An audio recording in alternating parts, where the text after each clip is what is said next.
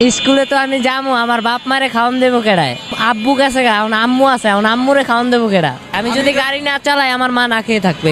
আমি চাই না আমার মা না খেয়ে থাকুক। আমার জীবন যদি যায় তারপর আমার মায়ের আমার নিজের শরীরের চামড়া কাটিয়ে যদি জুতা বানাই দিই তারপর আর ঋণ শোধ হইব না কোনোদিন। আমি লেখাপড়া ছাইরা এই বয়সে অটো চালাই শুধু আমার মায়ের জন্য, মায়ের ভালোবাসা পাওয়ার জন্য। বাবা তো আমাদেরকে ছেড়ে চলেই গেছে। কষ্টের জীবন বলার তো আর কিছু নাই, এখন কষ্ট করতে হইব এটাই। আব্বু যখন নাই, আমার ভাই আছে, বড় ভাই আছে, বাইরে থাকে, দেখাশোনা করে না, হ্যাঁ বিয়া করে হ্যাঁ মজমায় আছে, বুঝছেন? ছোট আর একটা ভাই আছে, বোন বড় একটা বিয়া দিছে আল্লাহ দিলে। আমি তো আমার মার কষ্ট সহ্যও করতে পারি, এই জন্য আমি গাড়ি চালাই, আমার মাকে খাওয়াই। লেখাপড়ার দরকার নাই, আমার মা যতদিন বেঁচে আছে আমি তার পাশে থাকতে চাই। স্কুলে তো আমি যাবো, আমার বাপ মারে খাওয়ান দেবো কেডায়? আব্বু গেছে গা, এখন আম্মু আছে, এখন আম্মুরে খাওয়ান দেবো কেডা?